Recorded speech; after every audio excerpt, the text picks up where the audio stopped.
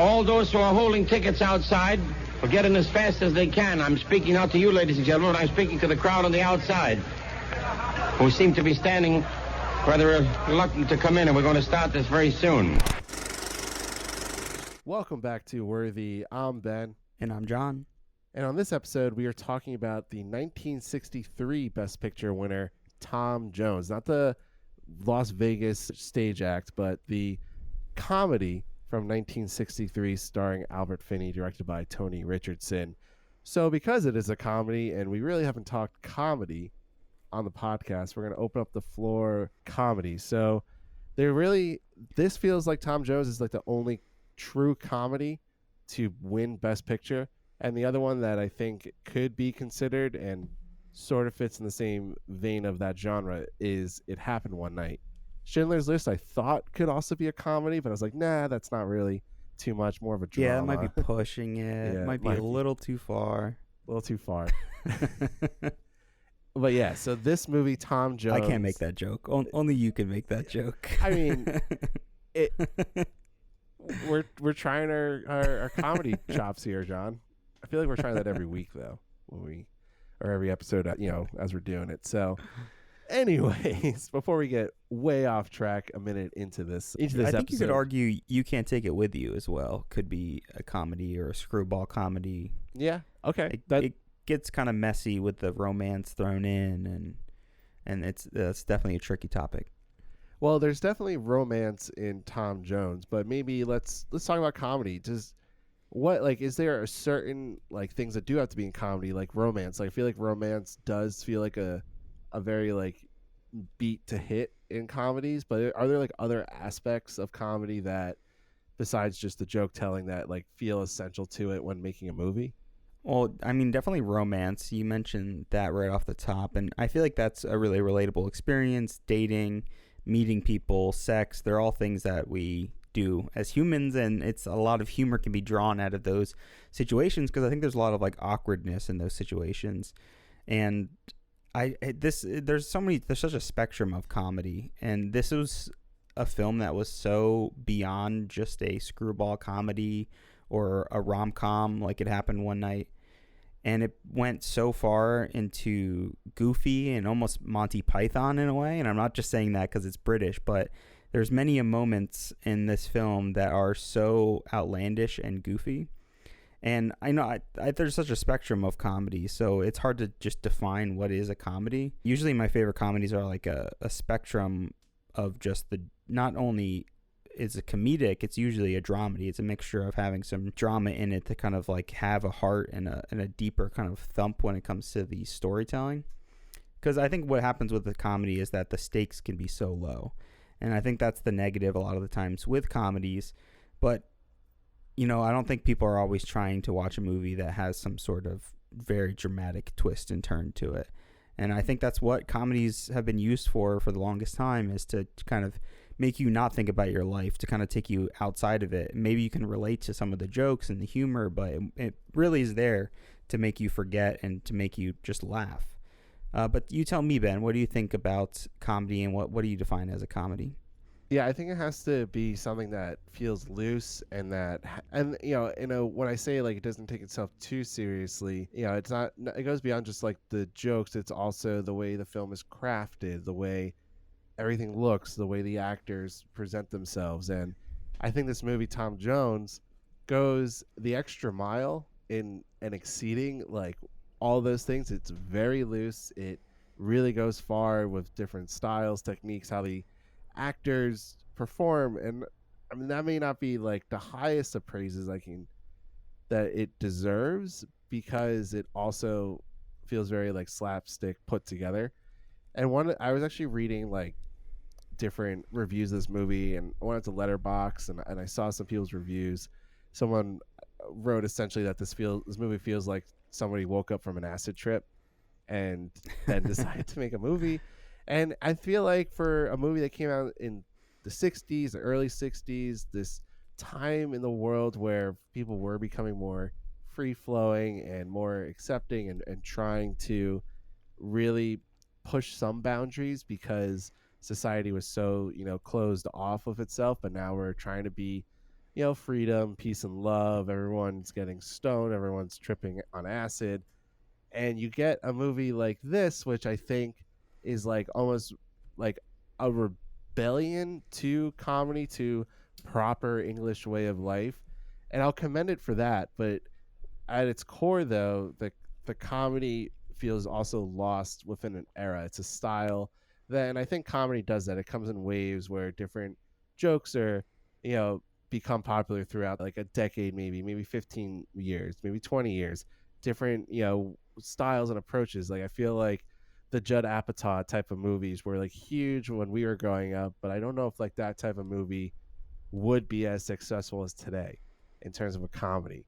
Now I feel like today's comedies have to be like flashy and like really like all the jokes have to be so like outrageous in today's world, which I guess is similar to what Tom Jones is in that type of comedy, this far out, wacky, zany type of comedy style, which I can give it its due and its credit for.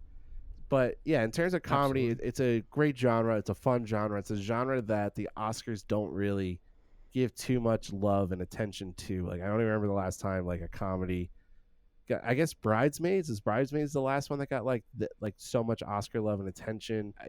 That's just remembering off the top of my head. But yeah, so comedy, it's a fun genre. Is there any like comedy movies before we finish this, John, like that you love in particular that you like your go-to? This is like the funniest movie, or this is a movie I just love watching and showing people when it comes to comedy. Yeah, absolutely. I mean, you bringing up the different genres and how comedy has changed made me think a little bit more about how comedy has changed. And I feel like it happened in the 90s where a lot of our action became comedy in a way where it combined both this really heightened sense of action and maybe exaggerated action with like Schwarzenegger and Stallone films, but then having one-liners and comedic moments to kind of take us into the next scene or kind of end a moment, like a nice tag on a scene.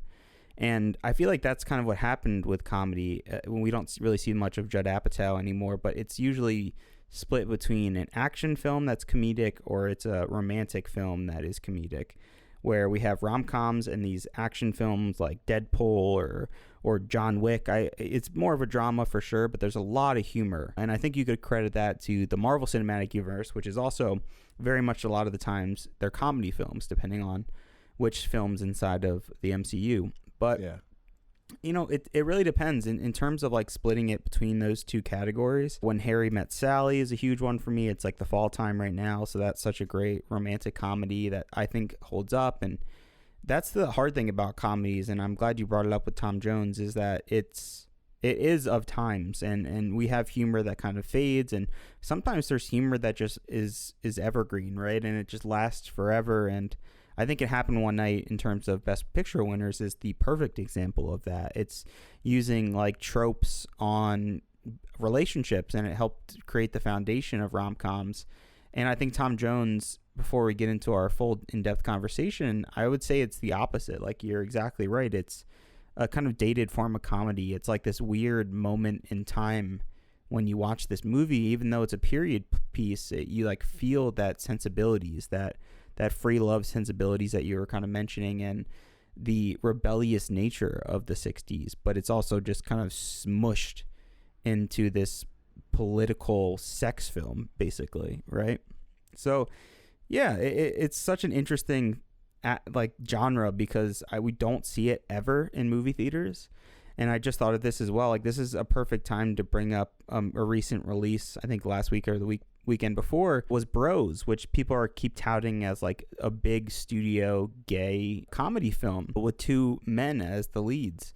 And it bombed. Like, no one went to go see it. It made no money. Whether that's about the actual subject matter and that's the reasoning why, we don't need to go into. But I find it interesting because there really aren't that many comedies at all in theaters. And what happened is that theaters just know they can't make the money. They go to streaming services like Peacock or Netflix. And a lot of these comedies have just been relegated to like a certain theme or a certain kind of genre within the comedy genre, like romances. Like, we see so many rom-coms on Netflix just to kind of like pass the time, basically. They're like really easy, cheap to make, and dump them out. So it is an interesting genre because it does change so much, and it's not like a science fiction or a fantasy genre where it's dependent on the technology. Like comedy usually is completely removed from the technology aspects. So yeah, there's so much to talk about when it comes to comedy, and you're exactly right. I think to end the conversation, it's such a neglected aspect of not only film these days, but also the Academy has kind of overlooked some really, really great comedies over the years. I think you're exactly right with that point. John, let me ask you that question. Is Tom Jones worthy of the Best Picture Award of 1963?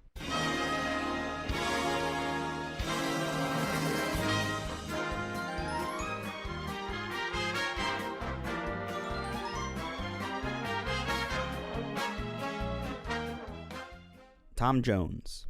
The romantic and chivalrous adventures of the adopted bastard Tom Jones in the 18th century England.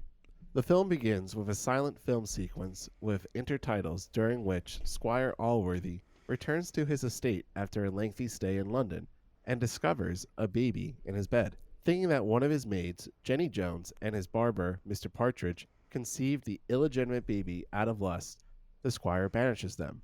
He names the infant Tom Jones and chooses to raise him as if he were his own son. Tom grows up loving him like a father. Tom becomes a lively young man whose good looks and kind heart make him very popular with girls and women. He loves only the gentle Sophie Western, the daughter of a neighbor who returns his love. Tom is stigmatized as a bastard and cannot wed a young lady of her class. Sophie, too, must hide her feelings while her aunt and her father, Squire Western, try to coerce her to marry someone they think might be more suitable, the nephew of Squire Allworthy. This young man is Mr. Blifil, the son of Squire Allworthy's widowed sister Bridget. Although of legitimate birth and appropriate class, he is an ill-natured prig with plenty of hypocritical virtue. When Bridget dies unexpectedly, Blifil intercepts a letter which his mother only intended for his uncle's eyes. The letter's contents are not revealed until late in the film. But after his mother's funeral, Blifil and his two tutors, Mr. Thwackum and Mr. Square, who also tutor Tom, join forces to convince the squire that Tom is a villain. Allworthy gives Tom a substantial cash legacy, £500, and sorrowfully sends him out into the world to seek his fortune. In his odyssey on the roads, Tom is knocked unconscious while defending the good name of his beloved Sophie and robbed of his legacy. He also flees from a jealous Irishman who falsely accuses him of having an affair with his wife, Sophie's cousin. He then engages in a deadly sword fight and rescues Mrs. Waters from a British Army officer and later beds her. Before that occurs, Tom and Mrs. Waters wordlessly consume a hearty meal while gazing lustfully at each other. Later, Tom meets Partridge, his alleged biological father, and engages him as a servant. Meanwhile, Sophie runs away from home soon after Tom is banished, in order to escape the attentions of loath Blifil. After narrowly missing each other at the Upton Inn, Tom and Sophie arrive separately in London. There, Tom attracts the attention of Lady Bellaston, a noble woman over 40 years of age who is attracted to the pretty boy. She is rich, beautiful, and completely immoral. She invites Tom to a mass ball and seduces him. Tom goes to her bed willingly and is generously rewarded for her services with a suit of fine clothes. Lady Bellaston tries to force Sophie into a marriage to a lord by having her raped by him so that she can have Jones all to herself. Sophia is saved when her father bursts in. Hoping to disentangle himself from the affair with Lady Bellaston, Tom writes to her proposing marriage, knowing she will reject the proposal and him. She does, but she also shows the proposal letter to Sophie, who writes to Tom, breaking off all contact with him. Tom visits Sophie's cousin, Mrs. Fitzpatrick, to ask her to speak on his behalf to Sophie. Mr. Fitzpatrick sees him leaving and, assuming his earlier suspicion of an affair between Tom and Mrs. Fitzpatrick were correct, engages Tom in a duel. The sword fight ends in the wounding of Mr. Fitzpatrick, and the crowd thinks Tom is robbing him. Tom ends up at Tyburn Gaol, sentenced to hang for robbery and murder. Partridge runs into Mrs. Waters and recognizes her as a former Jenny Jones, Tom's alleged mother.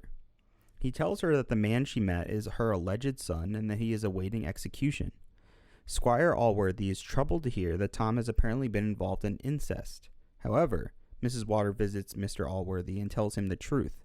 Tom is not Jenny Jones' child, but his sister Bridget's illegitimate son and thus Allworthy's nephew. Allworthy also learns of the mysterious letter that was supposed to reveal this. Since Blifil knew of the letter, concealed it, and tried to destroy his half-brother, Allworthy disinherits him. Allworthy also learns that Mr. Fitzpatrick has recovered and withdrawn the charge against Tom. Allworthy uses his knowledge to get Tom a pardon, but it arrives too late. Tom has been conveyed to the gallows, the nooses around his neck. Squire Weston, who has been apprised of Tom's new status as Allworthy's only heir, cuts him down as he begins to hang and takes him to Sophie. Tom has permission to court Sophie, and all ends well with Tom embracing Sophie with both Squire Western's and his uncle's blessings. Squire Western predicts a child will be born tomorrow in 9 months. Tom lives to love another day. Tom Jones was directed by Tony Richardson, Written by John Osborne, based on the novel by Henry Fielding. produced by Tony Richardson, and executive producers Michael Balkin, Michael Holden, and Oscar Lewenstein. Music by John Addison. Cinematography by Walter Lassley. Film editing by Anthony Gibbs. Art direction by Edward Marshall. Tom Jones starred Albert Finney as Tom Jones. Rachel Kempson as Bridget Allworthy. George Devine as Squire Allworthy. Angela Badley as Mrs. Wilkins. Joyce Redmond as Jenny Jones / Mrs. Waters. Jack McGowan as Partridge. Diane Salento as Molly Seagram. Peter Bowl as Thwackum. David Warner as Blifil. Hugh Griffith as Squire Western. Susanna York as Sophie Western. And Michelle McLeamore as the narrator. So Tom Jones, John, very different than our previous film, Lawrence of Arabia. Yeah, I think we should start there. We should start there because we go from a 4-hour movie that is shot in such hazardous conditions. That's this deep character drama. That's some of the best cinematography I think we've seen yet out of any Best Picture winner. And then we go to Tom Jones, which is a straight comedy filled with sex. So much sex, so much goofy jokes, crazy transitions. It's only 2 hours long, and it's just balls to the walls when it comes to experimental filmmaking for the time, right? But what I found so interesting is that there is like no depth into any of the characters in this film, which is the entire film of Lawrence of Arabia is trying to like pick apart characters' minds, right? And like analyze who they are and how they like oppose and how those opposing viewpoints can maybe work together. While this film like it takes out any sort of characterization and it's like this is about a goofy story and about this guy having sex with so many women until he can find out who he's related to, and that is the plot of this film. Yeah, would you agree? Yeah, and it doesn't even like get into that mystery of like who he's related to because they don't really care. Like there's so much of this plot where it's like, okay, well, I would like to know more. Oh, you're not going to do that? Okay. You're going to have a whole hunting scene, which is nicely made. And then we're going to have this like 5-minute scene where they're not saying anything but eating a bunch of food. And it's kind of disturbing, but okay. And it's just like chasing each other, these like random sword fights, just like Hugh Griffith just drunk everywhere. Throwing food at so dogs, apparently collapsing drunk on his horse, like really drunk. I knew he was drunk before we went to the IMDb trivia. I knew for a fact that so this man was definitely inebriated while filming. It was very apparent. He was on another level in every scene that he was in. Yeah, this movie, I said it to you, and this is like kind of my whole summation of it. It's just like, this feels like a happy accident. Like, it just feels like that these people made this movie that were just like, all right, well, we have the rights to this book. The book came from the 1799, which was also popular at the time. It like had all these like social issues and was really raunchy for its time, which fits into the vein of the film itself, and that's fine. But it's like, okay, we have this movie, and we're just gonna have this person do it, and we're just gonna try and do this with the cinematography. Oh, let's have fun with the editing. Let's break the fourth wall constantly, and we get this movie that's just like, oh, you're fun. This is definitely like I definitely laughed at the movie, but then I'm like, well, why is this a Best Picture winner? Like what? Why does this movie stand out? So we have this movie that is kind of like what? Like why is it a Best Picture winner? And then researching it, and I love the research that we do for this. We make a whole outline. There's like these same websites that we use to find information, and there was nothing about this movie. There's like very little besides that. Oh yeah, Hugh Griffith was a drunk. Albert Finney did not really enjoy making this movie, and the director felt kind of ashamed that he even made the movie. And so it's like for a movie that won Best Picture, there's just no like history to like the production of it, which is so bizarre. So I just had like struggle just trying to like figure out like why this movie held such significance, besides that people in 1963 thought this was the funniest thing they've ever seen. I think people really thought it was funny, and I think it was something so new and fresh that it just stayed in people's minds. I think there's a lot of moments in this film where I was like kind of taken aback by either some of the swiping transitions, the swirling circle closing transitions that I didn't think really happened until the 70s, really, in terms of the films that I've seen, that some of the older 60s and 50s films that we've seen so far on this journey. Like we haven't seen anything like that when it comes to like the transitioning, some of the cinematography, like so much helicopter cinematography. What I think of a lot of too 70s, really crazy 70s filmography, especially the filmography that like Tarantino loves, like the exploitation cinema and the crazy whip pans and the zooms. Like there's like zooms, like a scene will start and the camera will just be like zooming out of a character's face, and there's like no really rhyme or reasoning to why that's happening. It just is.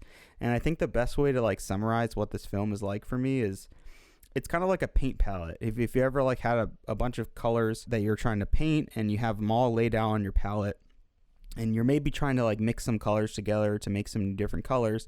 But then what ends up happening after painting for an hour or 2 hours is that all your colors will eventually just get mixed, and your colors will become a brown, blotchy mess. And by the end of it, you're like, what?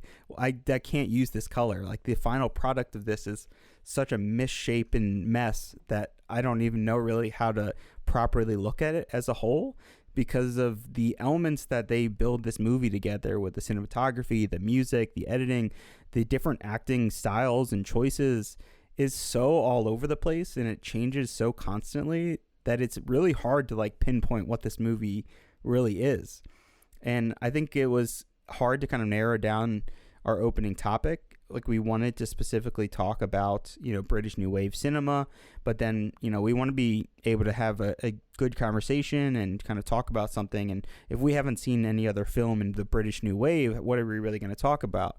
I mean, we can talk about the actual stylistic elements that are probably brought into this. And that seemed to be a huge thing at the time, is that we're making a period piece, but Tony Richardson, who's a part of the British New Wave of cinema, and that's kind of very similar to French New Wave cinema, where we're using a lot of handheld cameras, we're experimenting, maybe we're seeing jump cuts, different editing styles, and really making something feel new and making film feel alive again by breaking filmic rules that we've kind of established at this point.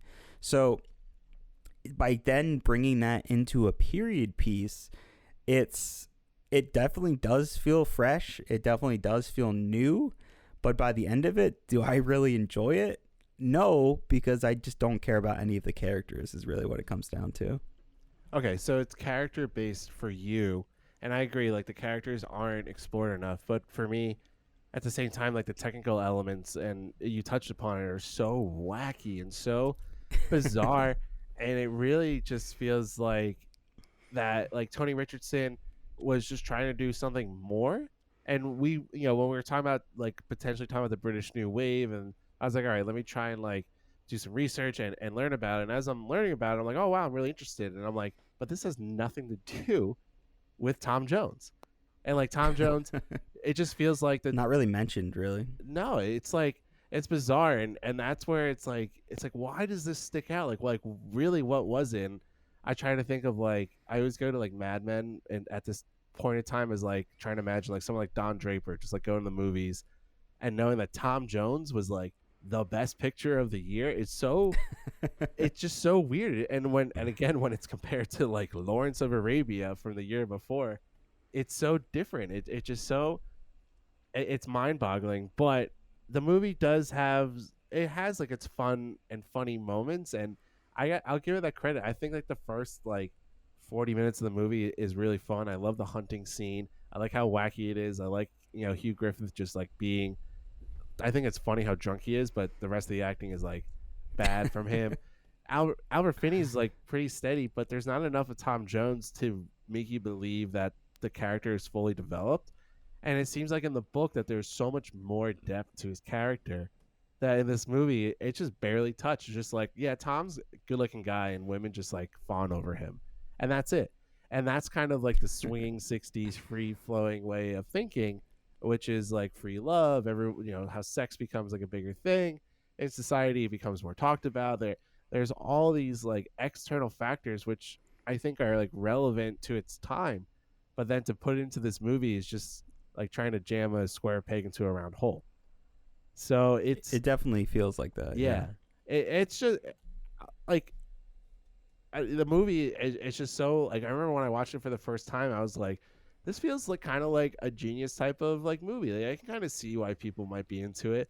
And then going back and seeing the totality of Best Picture and then rewatching it this time around, I was like, what was I thinking? Like, why would I like what? Was it just because I was like, well, this is like different? And now I'm just like, this is fine. But to like think of it as like, this is a movie that won Best Picture is just like, what? Like, why? Was everybody just high that year? Was there something in the water that everybody was just like tripping balls and they thought Tom Jones was like the next great thing? I think people were very horny. That's definitely, and that's one, it's partially a joke, but it's also not. I think when you look at some of the other films in the Best Picture category, and we'll discuss more of them in detail when we get to the Oscars, but they're very straightforward. They're either very Americana or they're a classic, big grand production with huge massive sets and thousands of extras like Cleopatra, or all these big stars that you see all the time, like How the West Was Won. And you look at those and they're straightforward. We kind of know what we expect. There's really not much like crassness. There's no sexuality. And I think we're just kind of embracing that at this point in 1963, and we want to explore it even further. And I think by making this the film to choose, it's kind of pushing that forward. And the color palette as well reminds me of very 60s. It's like the British kind of like muddy, washed out browns and oranges and yellows, like kind of like an autumn. But I think you're exactly right where the film doesn't feel that cohesive. It feels like every day on production that they were making this film, they were just...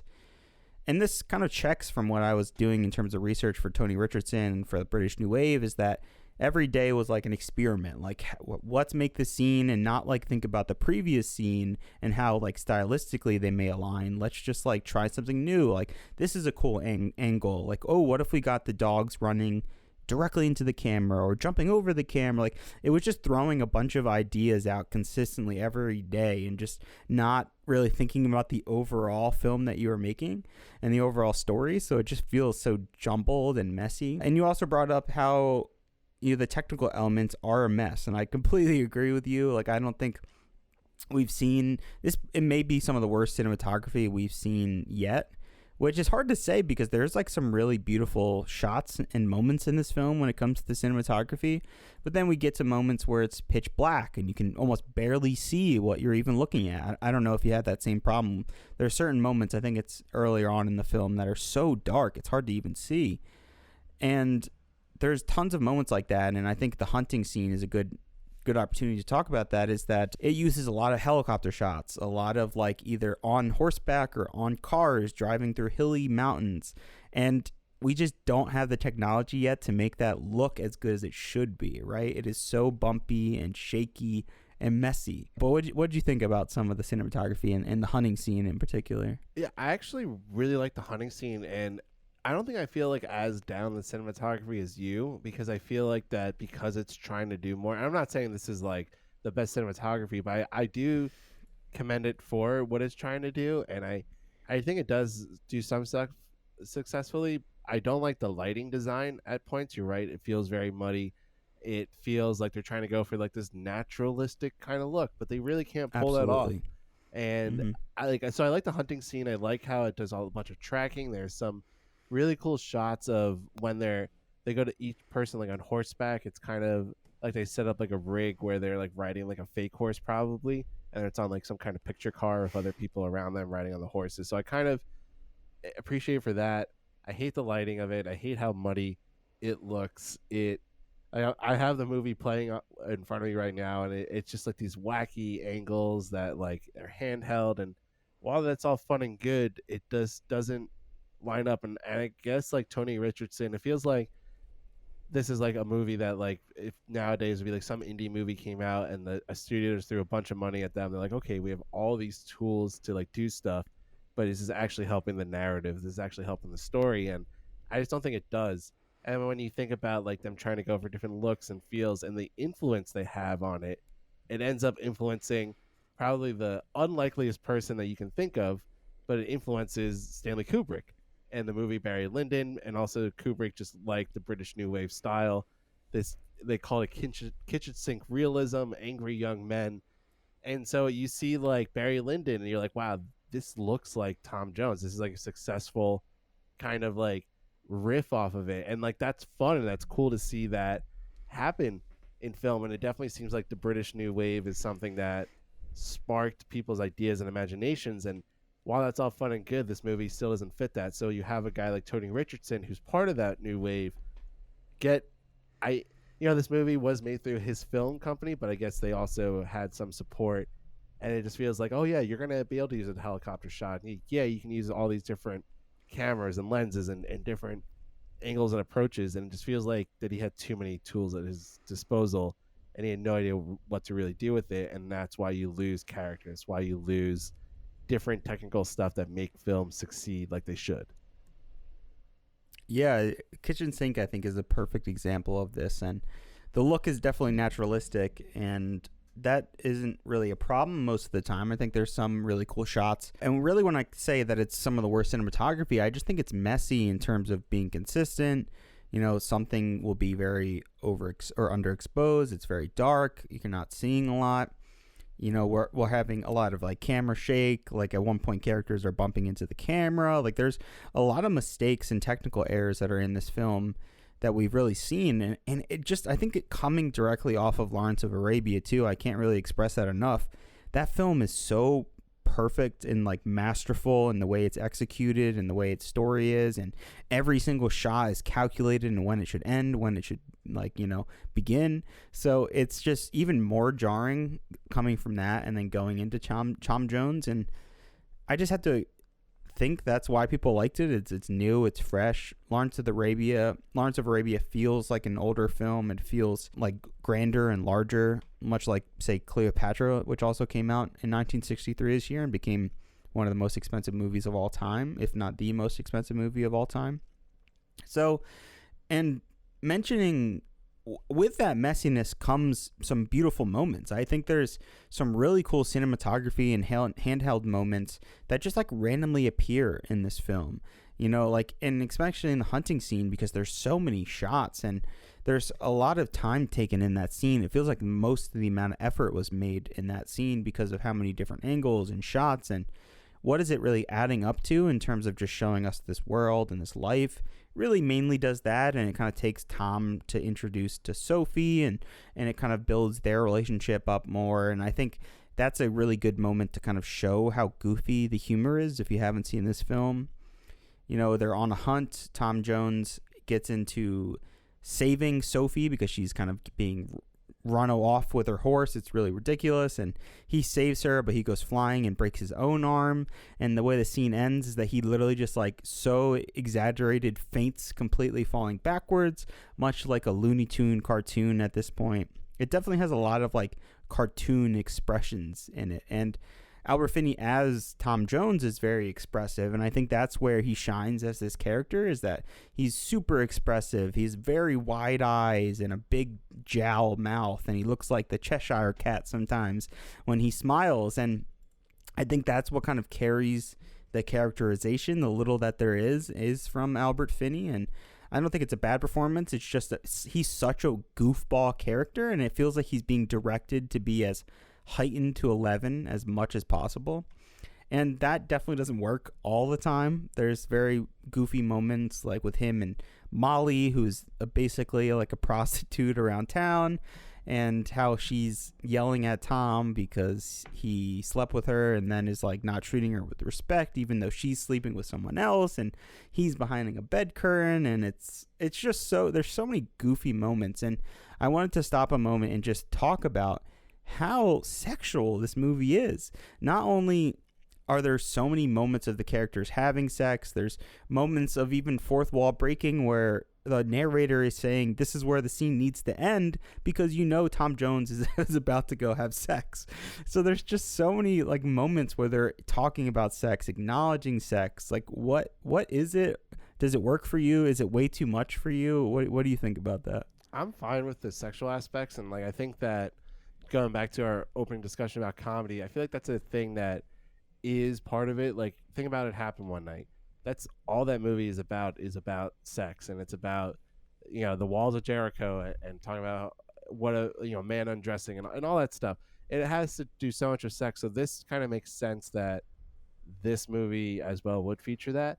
But what this movie does with sex is kind of like kinky kind of things. Definitely, like the other guy that Molly is sleeping with, he's like wearing like a maid's hat and like almost like a diaper thing. There's constant, Squire Western is constantly like grabbing at women and like tackling them and like pushing them and like just having his way with them. And there's all the taboo. Like there's this point in the movie where you think Tom slept with his biological mother, but then we find out that she wasn't.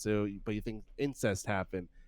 It's just like all these kind of like taboo and like kinky and stuff that we shouldn't be like appropriate with sex is like what's at the forefront.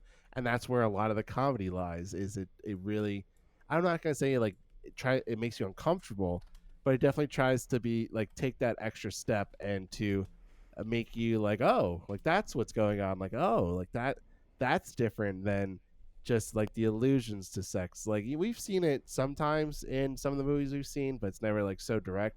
But this is like so direct and so like into your face about how people can act in private that you're just like, oh my God, like that's bizarre. I wasn't expecting that to happen.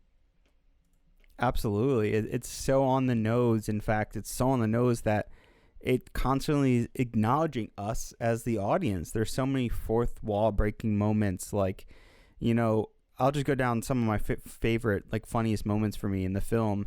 And a lot of them are the fourth wall breaking. I love a good fourth wall break. I think it's such a funny thing to do in a film. And we've seen it a lot throughout, the 100+ years of cinema's history, but I think it always cracks me up because it's something that you rarely see. And I think recently with like Dirtbag and with Deadpool, where we kind of see a mini resurgence of that. But it's always hilarious to me to kind of acknowledge the audience and how that contextually kind of looks at us as the audience and then looks back at the film and that you're witnessing it. So there's like a moment, like I said, where the freeze frame stops, says that Tom's about to sleep with this woman, but they can't show it. Moments like where he's looks to the audience before he's being chased after by a husband of the woman that he slept with and just says, help. He just looks to the audience and says, help. Like, that's hilarious. And then the scene kind of continues.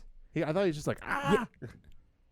He looks directly at this camera and screams help directly at the lens. Well, my favorite... It's one of those many. Yeah. Yeah, well, my favorite fourth wall breaking is when he's arguing with that innkeeper after the British officers hurt him and they think... and he's like all bandaged up and they're like, okay, you got to pay now. And he's like, okay, I have like this money.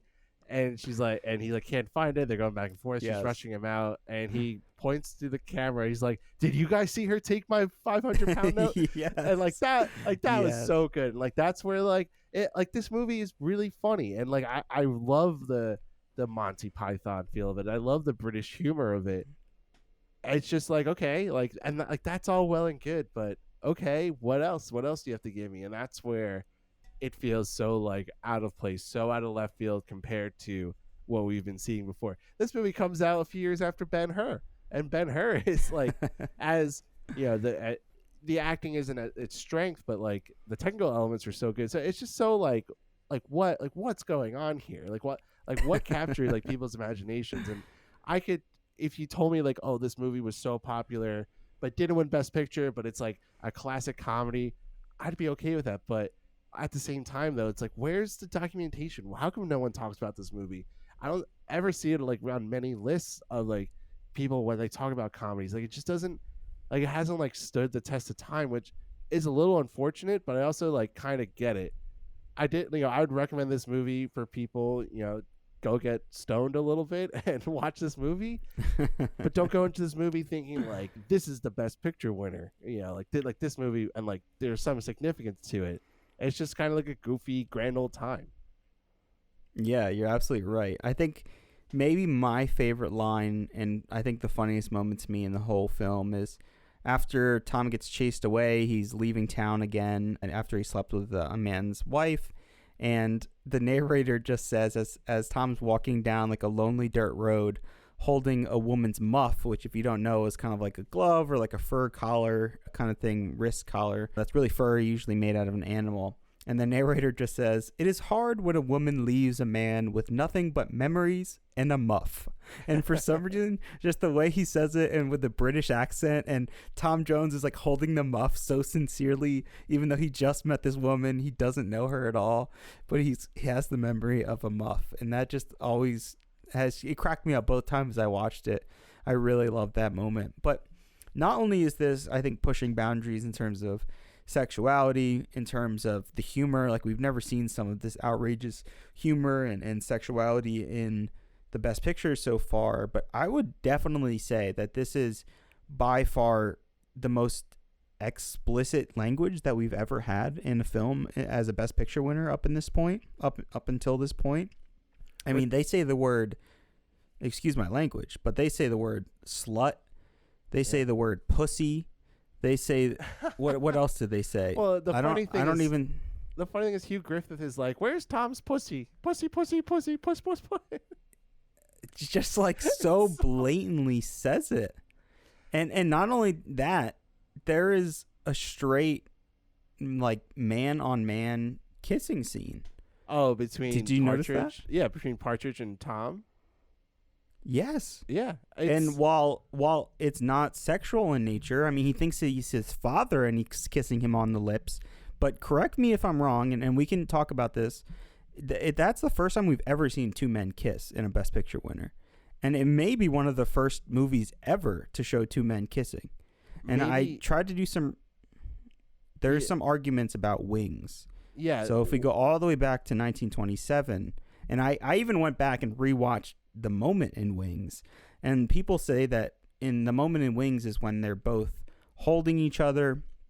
It's the character's dying in his arms, and he basically like kind of kisses him on the cheek, and people were like, well, he gets a little bit of the corner of his mouth, but this is a full-on mouth-to-mouth male kiss. Yeah, I had to point that out. Yeah, you're right. I didn't think of it as like sexual. I thought it was just like, oh, I'm so happy he's my father and doing that. Like, that's funny. And the other thing with Wings is there are two women kissing in that like long tracking shot. Exactly. This is two men in particular. Yeah, this is two men.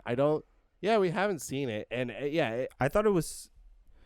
I thought it was so interesting because I thought it was so interesting because in 1971, a lot of people credit this film Sunday Bloody Sunday as being the first homosexual kiss on screen. So sexual in nature, two men kissing. But did I ever see Tom Jones come up at all about two men kissing and being an early scene?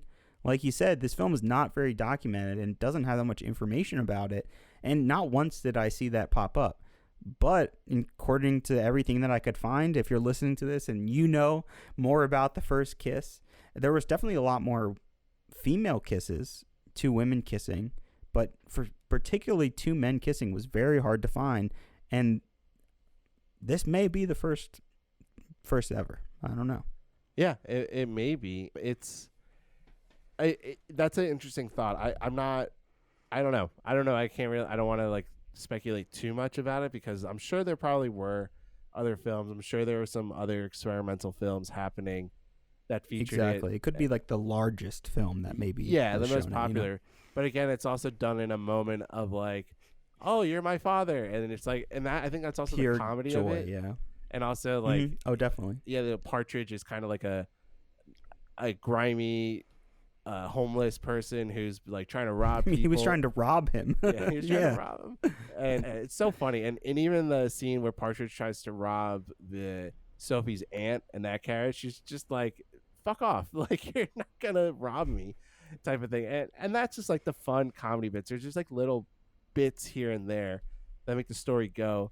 I think that going through the movie and the plot like that, like the last act of it is where there's too much going on. We're trying to figure out this mystery of like the letter about Tom 100%. and like who his parents are, and at the same time you introduce this like Lady Bellaston character, and we're like, who is she? Like, why does this matter? And there's all this craziness and zaniness happening, and it just doesn't like make the film as cohesive if like they try to do it different ways. I know like this is from the book, and I it seems like this movie took like pretty much straight stuff from the book, and it did a pretty good job of the adaptation part of it, but it doesn't mean like it works, because like sometimes those old novels like A Canterbury Tales, Don Quixote, like those are kind of like poorly constructed narratives. Like they're good books and they're meant to be literary classics, but sometimes you're just like, all right, where's the common thread with all of this? Like, why is this such like a lengthy read? Like I think the Tom Jones book is like 900 pages. That's a long ass book. That's as long, if not longer, than Lord of the Rings, all three books combined. So it's kind of like wacky and zany, and it's a good time. But again, like there's just all these other things happening with it that just like, wait, this is way too wacky and way too zany. So are there any like final thoughts? Is there anything else you want to get into with Tom Jones? There's like, I think it's like we could kill this movie to death and break it down scene by scene and like go through all like the mistakes that even happen. Like, there's a few editing mistakes that are really, really weird. One that sticks out is like when Sophie is trying to escape, it's like that same scene happens like twice. Did you notice that? Sophie escaping, like she's from escaping like her father's almost being raped. Well, no, she's escaping like her father's home, and like she jumps down. She like goes down this wall of like the bed sheets like tied together, and then the same exact scene is done again. And I don't know if that's the version that I watched, if like there was a judder because I was like streaming it, but it there's a lot of mistakes. I don't remember that particular one, but I was going to ask you if you watched, there's a director's cut of this film, and then there's the original theatrical version of this film. The theatrical version of this film is like 2 hours and 8 minutes, I think, and then 7 or 8 minutes were cut off to make it around 2 hours. And what's so weird about the director's cut, I found an article that kind of broke down everything that's different, which I was shocked. Like, who did this? Like, who spent the time and has seen Tom Jones this many times? I mean, we've probably seen Tom Jones more than most people on the planet at this point, especially you watching at least 3, if not 4 times. And who really went through and did this? But what's so weird about the director's cut is that it cuts 8 minutes off. It doesn't even cut out like full scenes. Sometimes it's just like cutting off a few seconds in some scenes. Sometimes it's just, adding a couple more seconds for other scenes. It's a really weird director's cut that they have. And I watched both, and it's so, you just don't notice any really difference. I think the biggest difference is there's a couple scenes with him and Sophie, which I think actually that is probably the biggest difference, because I think it helps build up their relationship a little bit more. And they're basically scenes without dialogue, and it's them basically just bonding, playing in rain, like doing things as a couple. It just kind of like, personalizes them a little bit without much dialogue. So one, I found that kind of weird. But yeah, tell me your thoughts about that first, and then there's a couple other things I want to talk about Tom Jones. I really like the Tom and Sophie when they are like, when Tom's recovering and Sophie's helping him. I think that that's a really well put together sequence, and that's like kind of the first half of the movie I really like. And I feel like the movie, I like wanted it to be more about like their relationship, but we like lose that because Tom gets kicked out and he's like banished from where they live. So we kind of lose like what I feel like was the heart of this movie. And it ends with them coming back together, and it's like kind of a very sweet and endearing moment. But then at the same time, like we just completely lose it. But I like that part about Sophie and her character. Yeah, it's a nice little addition. In terms of anything else really about Tom Jones is I thought there's some pretty cool, sword fights. I think there's particularly like the last one before he gets sent to be hung is all along a cool corridor. It's a really cool like tracking shot of them fighting and sword fighting down that hall. Those are a couple cool moments where he saves the woman from being hung or raped or whatever's happening in that moment as well. That's a kind of cool, interesting fight scene. And then really the last thing I want to mention, well, there's two things I want to mention. One, the insane speed up moment where he's running away from the man. Because, like, we've never seen anything like that. No. I would have never guessed that happened in the 60s, let alone 1963, where Tom just all of a sudden, like, speeds up and is running super fast and it's all sped up and it just looks like a cartoon. It's like Benny Hill. That's really... Yes, it's very much like Benny Hill. That's exactly right.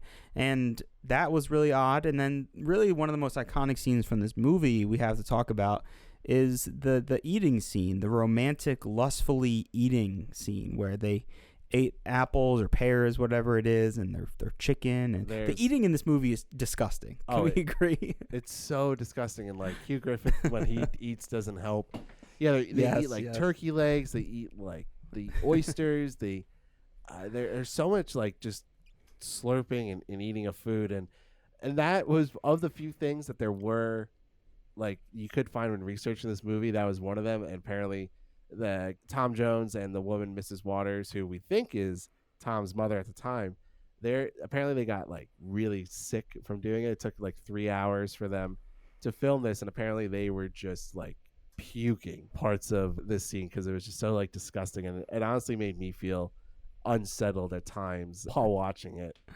So it's making me shiver. But the fast forwarding part is really funny, and it's even funnier at the end when Mrs. Waters is laying in bed and the guy, Mr. Fitzpatrick, who was chasing Tom, gets back into the room and she's like waggling her feet around, like, and it's like in fast, paced motion.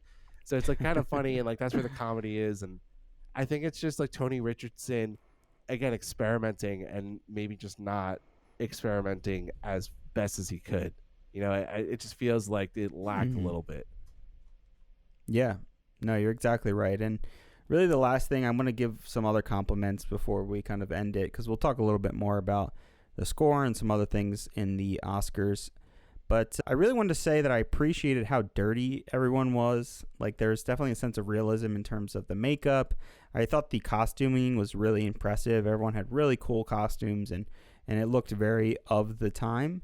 And yeah, I think that really helps like ground us into the world. But I really like like the set design and the costume. Yeah, I definitely can agree. Like the 17th century, 18th century feel this movie feels really good. And I think like my complaints about the lighting designs, because they're really shiny, but I guess at the same time they'd be really dirty and grimy and sweaty at the time. Also, I can't imagine how everyone smelled. Sometimes I do wish smell-o-vision was a thing. Then I feel like it would really get me in to a movie. So you really immersed. Yeah, really immersed. So I want to end the discussion about Tom Jones with what the quote that ends the movie, which I think is the most beautiful writing in the entire movie, and some of the most beautiful writing I think we've seen in a bit. It's actually a really great poem. I really like when movies end on these like last second like thoughts, like think about this. Here are these few lines, and I really liked it. So the narrator ends the movie with Tom and Sophie finally having each other, falling in love, kissing.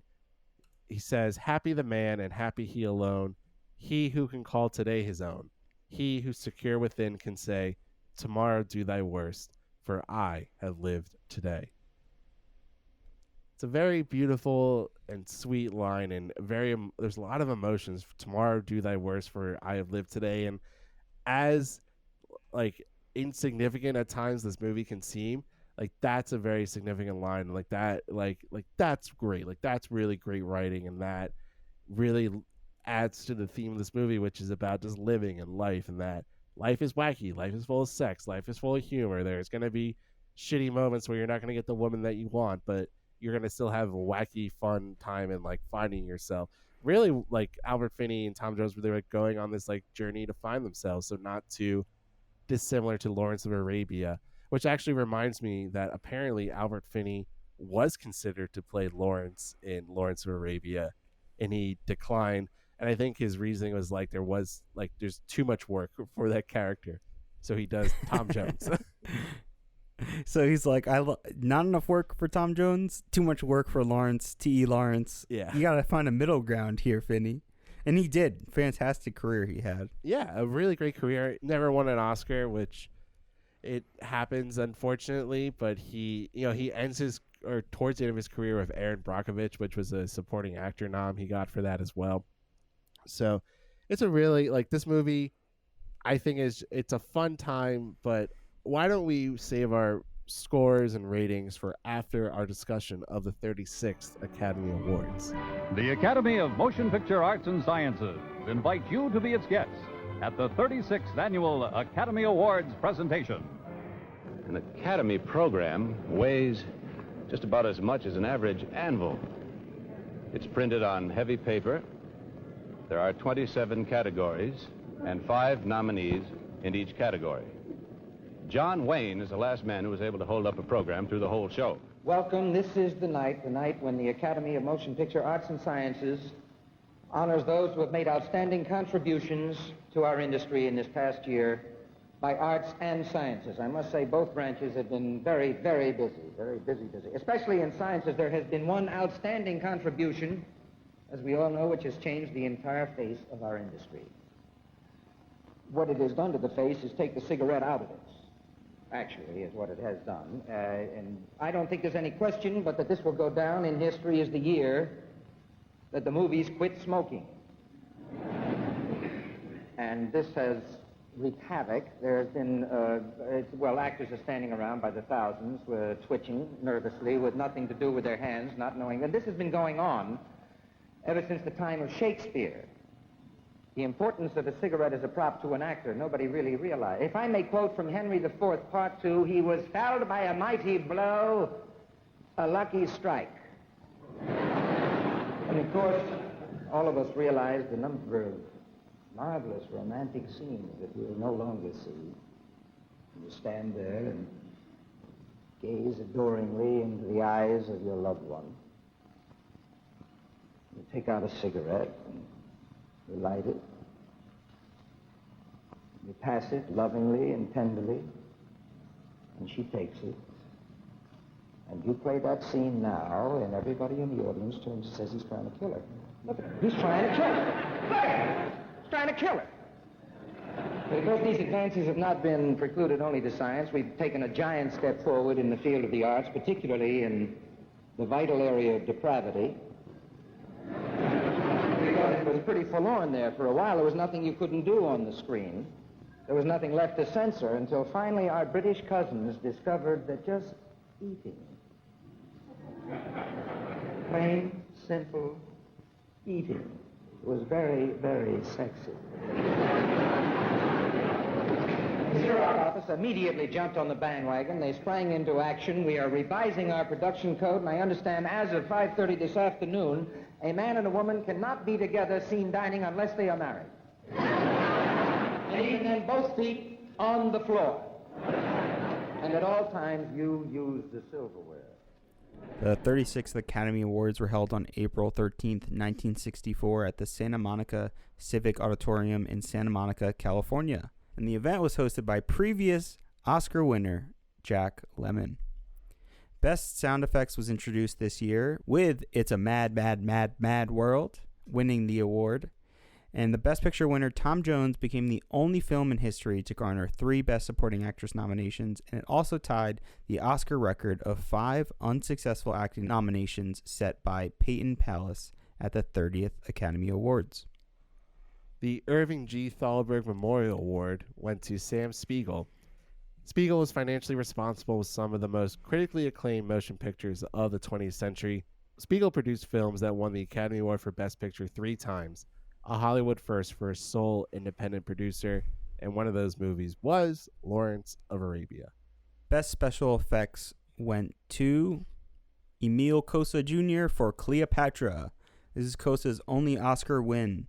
Touted as the most expensive film of all time, Cleopatra cost about $44 million in 1962, which translates to around $430 million today in 2022. However, Cleopatra was still number one at the box office of 1963, and Emil Cosa Jr. also helped create the first logo for 20th Century Pictures. So the iconic beams of light shooting into the air, the iconic 20th Century Pictures logo. Best film editing went to How the West Was Won to Harold F. Kress. This is Kress's first of 2 Academy Awards. How the West Was Won is about a family saga covering several decades of westward expansion in the 19th century, including the Gold Rush, the Civil War, and the building of the railroads. Originally filmed in true 3-lens cinerama with the according 3-panel panorama projected onto an enormous curved screen, How the West Was Won is widely considered one of the Hollywood's greatest epics. The film received widespread critical acclaim and was a box office success, grossing $50 million on a budget of $15 million. Best costume design color went to Cleopatra, Irene Shroff, Vittorio Nino Novaris, and Renee. Shroff's 4th or 5th Academy Award. This is Novrese's first of 2, and Renee's only Academy Award win. Best costume design black and white went to Piero Gherardi for 8½. This is Gherardi's second career Academy Award, and he previously won for La Dolce Vita in 1960. Best cinematography color went to Leon Shamroy for Cleopatra. This is Shamroy's 4th and final Academy Award. He previously won for The Black Swan, Wilson, and Leave Her to Heaven. His 4 Academy Awards are tied with Joseph Ruttenberg for the most ever in the cinematography category. His 18 total nominations are tied with Charles Lang for the most ever in the category. Best cinematography black and white went to James Wong Howe for HUD. This is Howe's second and final career Academy Award, and he previously won for The Rose Tattoo in 1955. So 2 names that we have talked about before. We talked about Leon Shamroy before. We talked about James Wong Howe in many of our past episodes. So give those a listen when you get a chance to hear about these great cinematographers. And funny enough about James Wong Howe, I just wanted to double check this because I thought I remembered this. He's credited for inventing or being the first person to do a helicopter shot. Funny enough, which you see prominently used in 1963's Tom Jones. Best art direction color went to Cleopatra. Art direction by John DeCure, Jack Martin Smith, Hilliard M. Brown, Herman A. Blumenthal, Elvin Webb, Maurice Pelling, and Boris Juraga. Set direction by Walter M. Scott, Paul S. Fox, and Ray Moyer. That is 10 total winners. And as we mentioned, it's one of the most expensive movies, if not the most expensive movies of all time. And maybe that happened to be related to mismanagement, too many people. Who knows? Yeah, this is not the Cleopatra podcast. Yeah, that it's a lot of people to win one award. I tried to look and see if there was like some note on that, and I couldn't find anything. But I'm gonna venture to guess that 10 people winning an award probably has to be the most in Oscar history. Maybe there's something I'm missing, but 10 people, art direction, that's a lot. Yeah, not counting ghostwriters, probably. Yeah, most actually credited, award. Yeah, probably. I could see that. 10 is huge. Moving on to best art direction, black and white, went to America, America. Art direction and set decoration by Gene Callahan. See, he did this all by himself, so I don't know why Cleopatra needed 10 people. This is Callahan's second career Oscar after previously winning in the same category for The Hustler from 1961.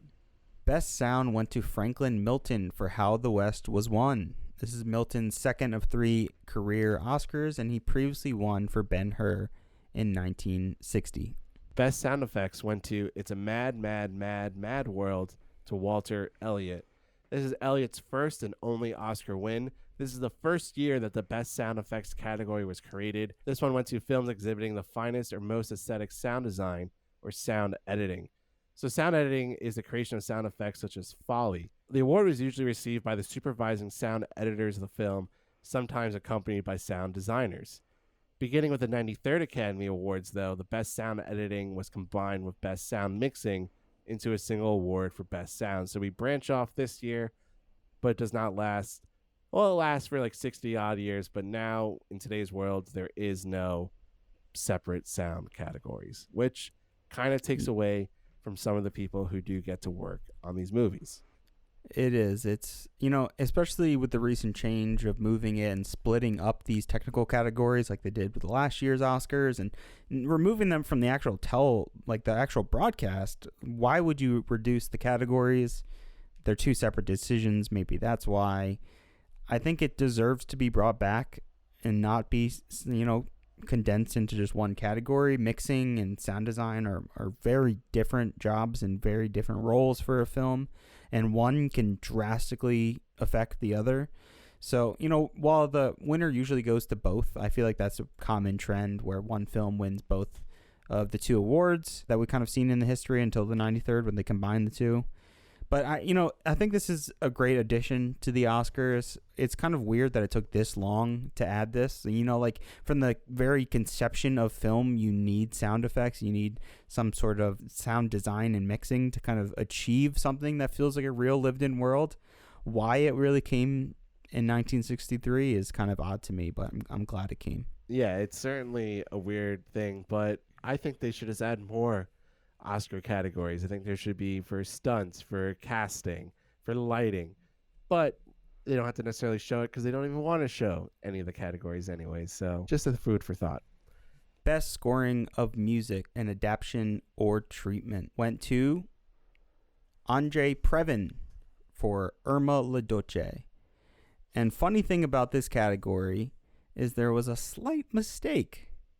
Sammy Davis Jr. took out the card from the envelope and said the winner was John Addison for Tom Jones. The problem was that John Addison wasn't even nominated for that category, nor was anyone else from the movie Tom Jones. Addison was nominated for the Best Original Score category instead. It wasn't until the 1985 awards that Best Adaptation or Treatment Score and Best Original Score were merged into a single category. Let's take a moment and listen to Sammy Davis Jr. try to fix the situation that was the epic envelope mistake of the 36 Academy Awards. I would like at this time to present the scoring awards, and what? We've already had a Jimmy Stewart impression. Who did it? Jimmy Stewart. Well, I never really thought he did it too well anyway.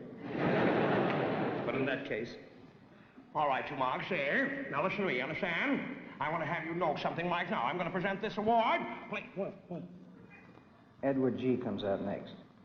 The nominees for the Best Music Score, Adaptation, or Treatment are John Green for Bye Bye Birdie, Andre Previn for Irma La Duce, Lee Stevens for A New Kind of Love, Maurice Gerard for Sundays in Sibel, and George Brune for The Sword in the Stone. And the winner is John Addison for Tom Jones.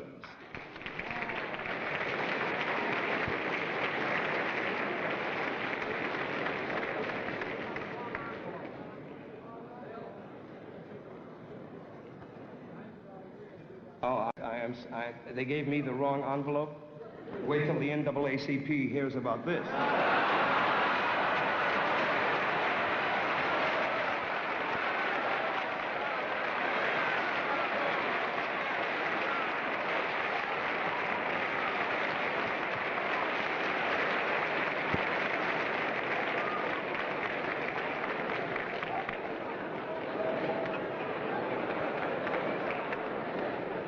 Make no mistake this time, baby. The winner is Andre Previn for Irma La Duce. The nominees for the Best Music Score, Substantially Original, are Alec North for Cleopatra, Dmitri Tiomkin for 55 Days at Peking, Alfred Newman, Ken Darby for How the West Was Won, Ernest Gold for It's a Mad, Mad, Mad, Mad World, and John Addison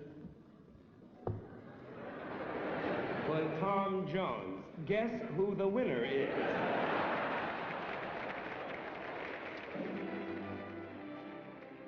So the Oscars have a history of these little mishaps. So it wasn't just when Moonlight La La Land happened. It wasn't the only time. Yeah. And it's painful to see someone go up there, you know, they're an actor or a musician who, it doesn't matter. It doesn't have to be Sammy Davis Jr. It's just painful to see someone be like, I made such a crucial mistake. And to know that it's not even their fault. It's just the person who handed them the wrong envelope. Like, it hurts. It's so painful. Even 60 years later, watching that clip, that cringe, I felt the cringe, like just the painful cringe. Yeah, I totally feel that. So it's an unfortunate thing that happened, but not Sammy Davis Jr.'s fault. Moving on to Best Music Score, Substantially Original. Obviously, as we know, it went to Tom Jones, to John Addison. This is Addison's first and only career Oscar win. I just want to note that this is the third consecutive year that a Best Picture winner also won for Best Score, and actually is going to go on for 2 more years. So maybe there's something about what's going on in the 60s, and they're like, oh, well, if you're going to win Best Picture, your score might be, you know, and maybe it's just coincidence, but, you know, for this kind of streak, it's kind of interesting that it does happen. But what do you think about the score of Tom Jones with its harpsichord, his old English style of music? I hated it. You hated it? I hated it. It may be my least enjoyable thing about this film. I couldn't, every time it came on, I wanted to pull my hair out. Aww. It just, I don't know what it reminded me of. Like that harpsichord, the harp, the ding ding ding ding ding ding ding ding ding ding ding ding. I don't know what it reminded me of, but it just gave me anxiety every time I heard it. It just made me so uncomfortable. Something about it. I don't know, man. What do you think? Yeah, I don't think it's anything like great at all. I mean, I think as someone who plays like a musical instrument, like I kind of like, oh, a harpsichord, that might be cool just to like play around with on my own. But for like an entire movie, yeah, you're right. This isn't like anything. It's so repetitive too. It's just like very similar over and over and over. And yeah. I don't know if it's like supposed to help the comedy aspect of it, like propel the energy of the movie, but it doesn't help me. Definitely doesn't. Short subject cartoon went to The Critic. Best live action short subject went to An Occurrence at Owl Creek Bridge. Best documentary short subject went to Chagall. Best documentary feature went to Robert Frost, A Lover's Quarrel with the World. Best song went to Call Me Irresponsible from Papa's Delicate Condition. Music by Jimmy Van Heusen. Lyrics by Sammy Kane. According to the Mel Torm book, The Other Side of the Rainbow with Judy Garland, on the Dawn Patrol, Van Heusen originally wrote the song for Garland to sing at a CBS dinner. At that time, Garland had just signed to do the Judy Garland show on CBS, and the intent of the song was to parody her well-known problems. Garland later sang the song on the 7th episode of the show. However, in 1988, Sammy Kane said during an interview with a freelance writer, Harlan Conti, in San Francisco, that the song was originally written for Fred Astaire to sing in the film Papa's Delicate Condition, in which Astaire was to star. Kane personally auditioned the song for Astaire's approval, which was given. However, Astaire's contractual obligations prevented him from making the film, and the role went to Jackie Gleason, who introduced the song. So, call me irresponsible, and let's listen to Call Me Irresponsible. Call me irresponsible, call me unreliable, throw in undependable too. Do my foolish alibis bore you? Best foreign language film went to 8.5 from Italy. 8.5 is a surrealist comedy drama film directed and co-written by Federico Fellini. This is Martin Scorsese's 8th favorite film of all time, and he's quoted saying, 8.5 has always been a touchstone for me in so many ways. The freedom, the sense of invention, the underlying rigor, and the deep core of longing, the bewitching, physical pull of the camera movements, and the compositions. It's just another great black and white film. Every image gleams like a pearl. Ben, have you ever seen 8.5? No. It's one of those movies that it definitely needs more than one watch. I've watched it once, and it's almost one of those movies where you're like, wow. It was like so visually stimulating that like I don't really know what happened. Like the story kind of loses itself with the visuals, and that could just be, you know, first time watch. Sometimes that happens for me. It takes maybe a second time, but it is known as one of like the greatest films of all time, and a definite proud Italian winner of the best foreign language film. Best screenplay based on material from another medium goes to Tom Jones by John Osborne, based on the novel The History of Tom Jones, a Foundling by Henry Fielding. This is Osborne's only career Oscar win and nomination, and his career had mostly been as a playwright, and he is most well known for writing the stage play Look Back in Anger. So I have a little side note on the stage play Look Back in Anger, because I saw a production of it. It was like an off-Broadway production, maybe, this is 10 years ago. I think it's exactly 10, maybe even 11 years ago. And I'm watching this stage play unfold, and this one guy just rolling around on stage, just doing these like crazy things, acting like a rat at one point. It was really bizarre, and I liked the play, but I was like infatuated with this one actor. Well, that one actor, John, ended up being Adam Driver. And I was blown away when I like followed Adam Driver's career after that and like where he went to. But I think it's kind of interesting and funny. But I wanted to give that a shout out because John Osborne wrote the play. It was kind of part of this British New Wave movement. And it's just funny that like he makes this movie, he writes this movie, and then he doesn't really make any of their films after that. I think he makes one more film or writes one more film after Tom Jones. It's a weird thing that this would win. I mean, especially over Lilies of the Field, which I think is such a tight script. It's one of the other films that I watched that were Best Picture nominees this year. I think like the script of Tom Jones is so all over the place. It's messy. It has some really great moments and really funny moments and lines, but you know, maybe there was more on the page that we just don't see in terms of his character and Sophie and their relationship. I just wish there was a little bit more from that, and you know, we can cut out a woman or two from all the ridiculous amount of sex he has in this movie. Best story and screenplay written directly for the screen went to How the West Was Won, written by James R. Webb. This is Webb's first and only Academy Award win. Best supporting actress went to Margaret Rutherford for The VIPs. At age 71, Margaret Rutherford set a then record as the oldest winner for Best Supporting Actress, a year after Patty Duke set a then record as the youngest ever winner. Rutherford was also only the second Oscar winner over the age of 70 at the time of her win.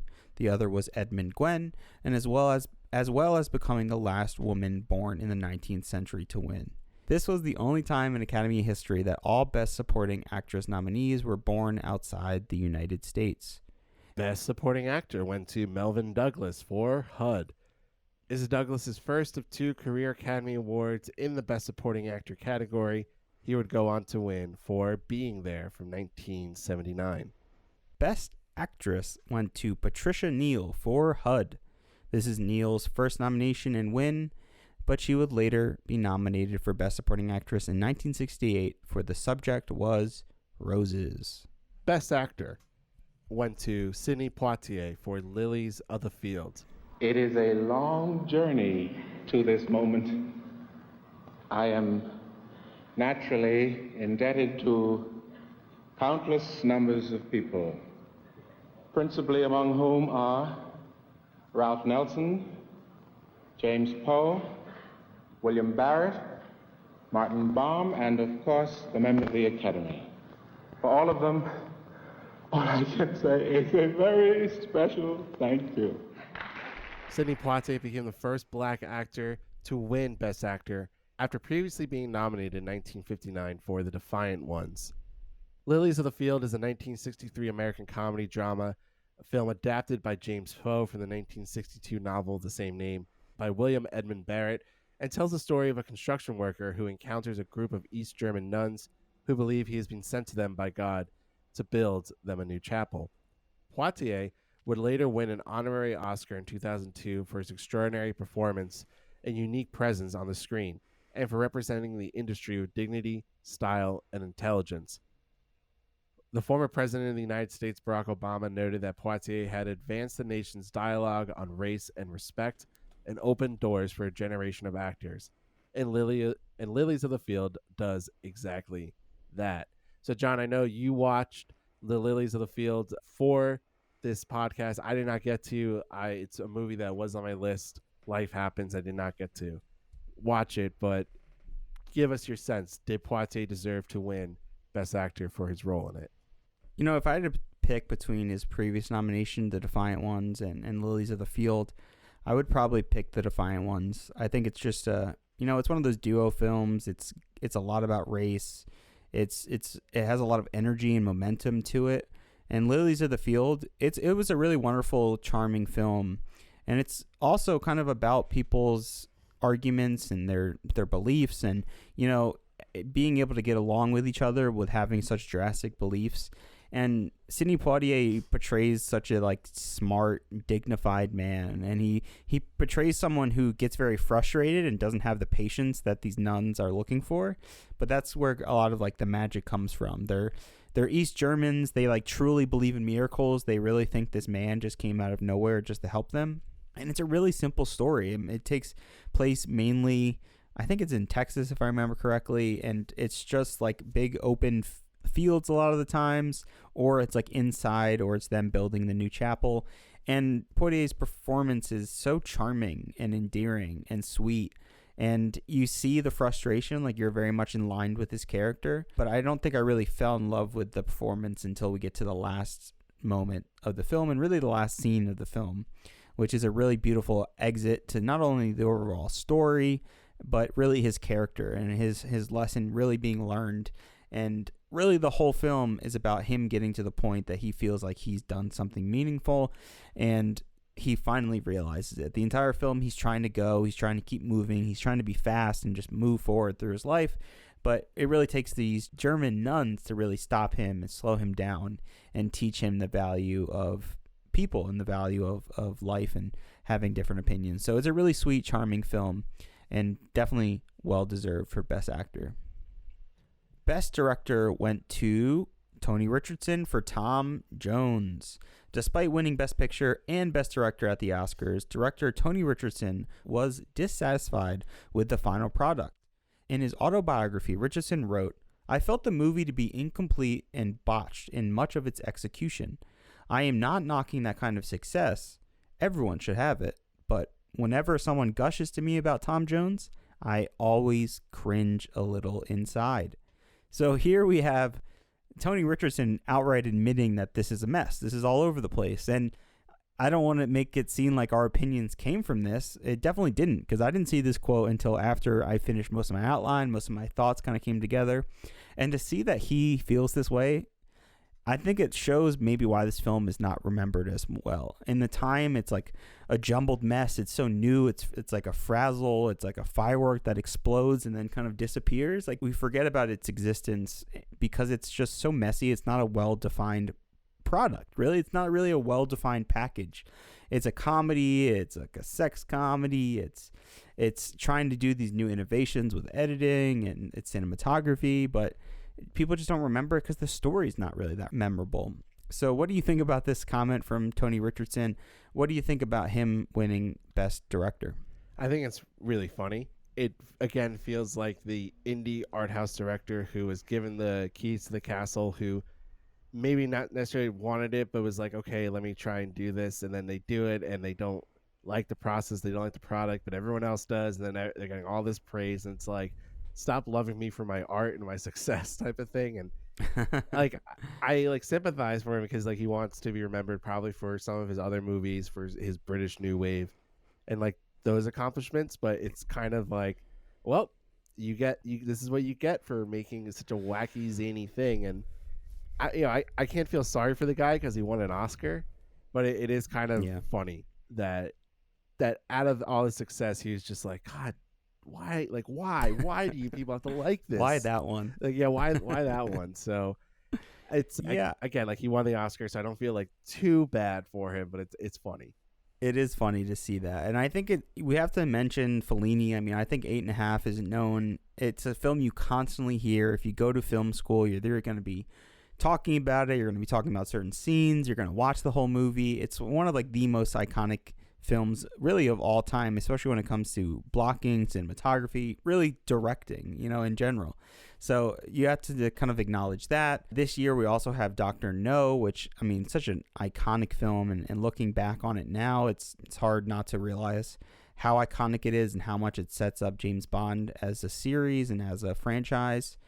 I think we have to mention Alfred Hitchcock is completely left off entirely with The Birds, which I think definitely pushes the genre of horror. It pushes special effects. It pushes sound design. That film does a lot, even though it's not my favorite Hitchcock, or maybe not even my top 5 or even top 10 of Hitchcock. And then finally, I think the biggest travesty of not including for Best Director is John Sturges, who directed one of the best movies of 1963, the escape POW film, The Great Escape. The Great Escape is one of my favorite movies of all time. I think it's one of the best World War II films of all time. The fact that Sturges wasn't nominated, the fact that Steve McQueen wasn't nominated, the fact that Elmer Bernstein for Best Film Score, absurd, and Best Cinematography too. Like, The Great Escape is so good. It's up there with almost being as perfect as The Apartment. I love that movie so much, and it is so neglected.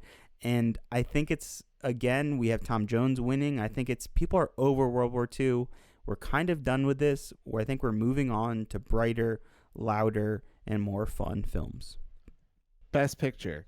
The nominees are Lilies of the Field, How the West Was Won, Cleopatra, America, America, and the winner of the Best Picture Award of 1963 goes to Tom Jones, to Tony Richardson. Tom Jones wins 15 years after the first British film won the Best Picture Award, Laurence Olivier's Hamlet from 1948. Tom Jones is only one of only 9 films in all of cinema history that has been nominated for 5 Oscars for their performances. The others are Mrs. Miniver, All About Eve, From Here to Eternity, On the Waterfront, Peyton Place, Bonnie and Clyde, The Godfather Part 2, and Network. So, was it 3 out of those 9 movies don't win Best Picture? So maybe it's a good indicator that if there's a movie with 5 acting nominations, it's probably going to win Best Picture. You would think. So, John, let's get into some stats and figures about Tom Jones. So, Tom Jones has an 82% rating on Rotten Tomatoes with an average rating of 7.7. The top critic percentage give it an 89 with an average rating of 7.3.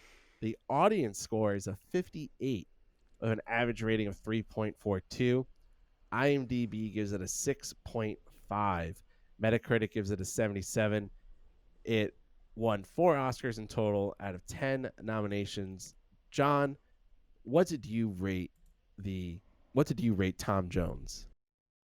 I rated Tom Jones a 62 out of 100, and it really comes down to the film feeling like a mess. I think the best analogy is really my painter's palette analogy. It's very muddy, and not just its kind of color tone, but its execution in terms of the style they're using, in terms of the acting choices. I mean, the fact that this is nominated with so many acting awards is pretty crazy to me, because the performances are not terrible, but they're not really stand out. They don't really like jump out to me because I don't really care about any of their characters. So that's really the big kind of takeaway for me, and why I took so many points off of the total is really the story and the characters. I want to know more. I want to be able to bite into the pear of that character that Tom Jones is, like he does in that eating scene, but I'm not. There's just not enough to get. It's not enough to bite off of. I'm just getting seeds of the pear, and I just want more from the film, of its story, and it just doesn't feel earned. Sophie and Tom's relationship doesn't really feel earned because we don't spend enough time with them. It wants to, talk about these other side characters, have Tom, have a funny chase scene and sleep with more women and show more cool costume designs and cool cinematography. It's doing too much, and it should be pulled back a little bit more for me personally. So it was just a little bit too all over the place. when I look at other films like Lilies of the Field, it's so personable, and I feel like it strikes a tone of what America's going through. We're dealing with a lot of racism and a lot of, separation of classes throughout America, and it's kind of being highlighted more than ever in the 60s.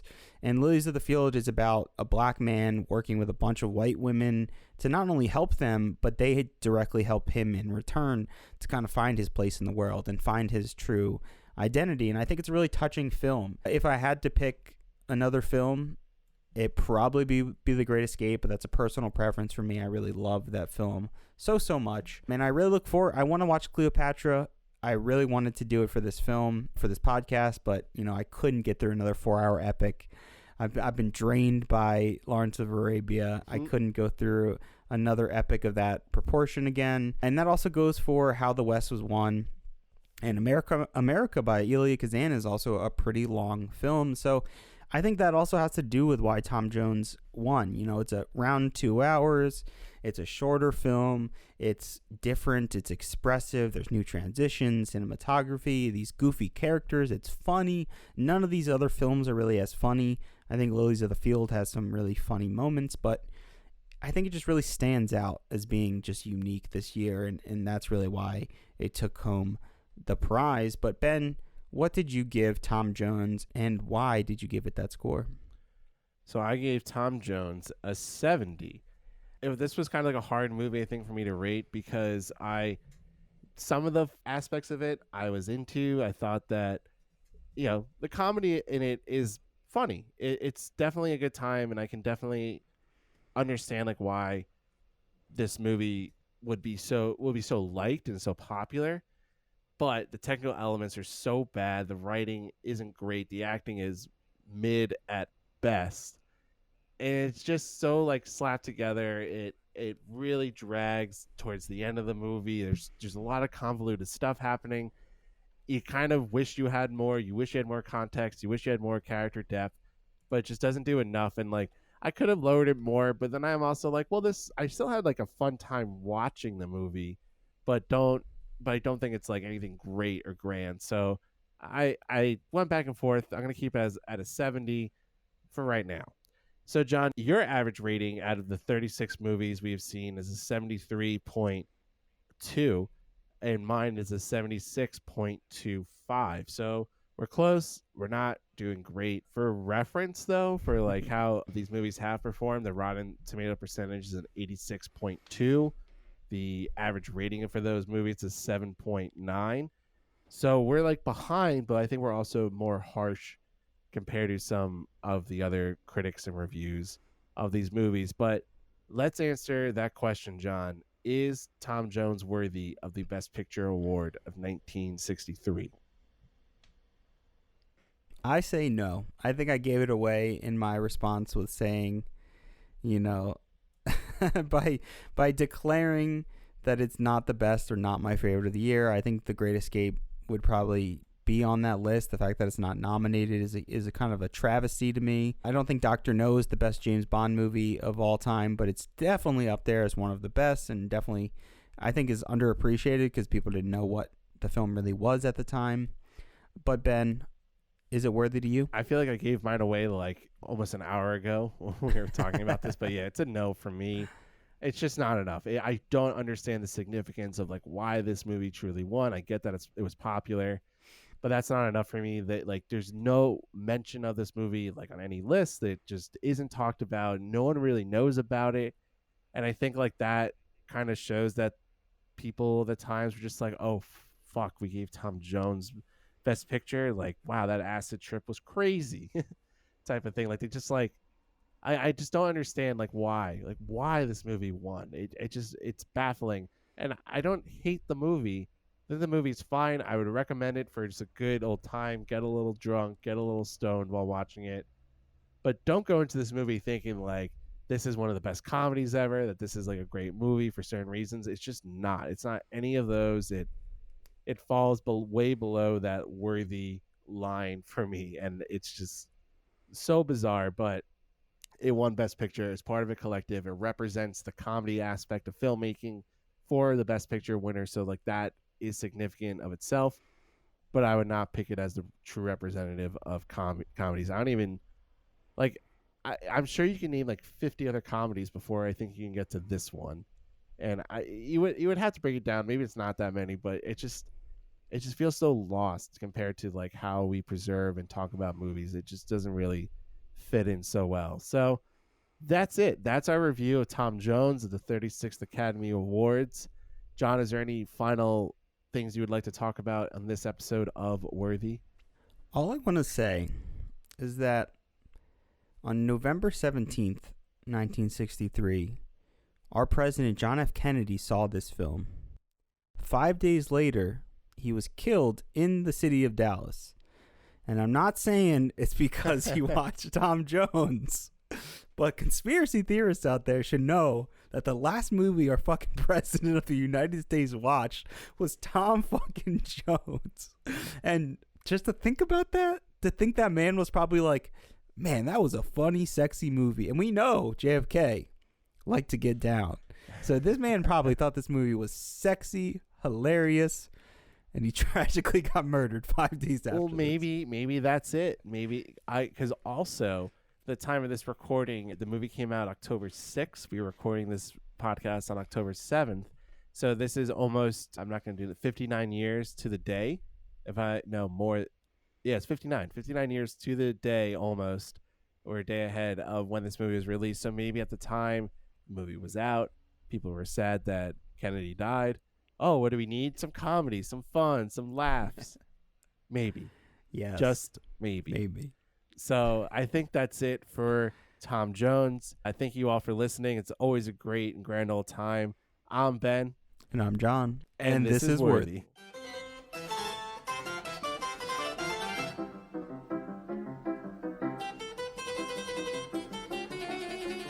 Thanks for listening to Worthy, a breakdown of every Best Picture winner from past to present. Listen to us wherever you get your podcasts. Check us out on Instagram at Worthy Podcast, on Twitter at Worthy Pod, and on Facebook at Worthy Podcast. Any inquiries can be submitted to worthysubmissions@gmail.com.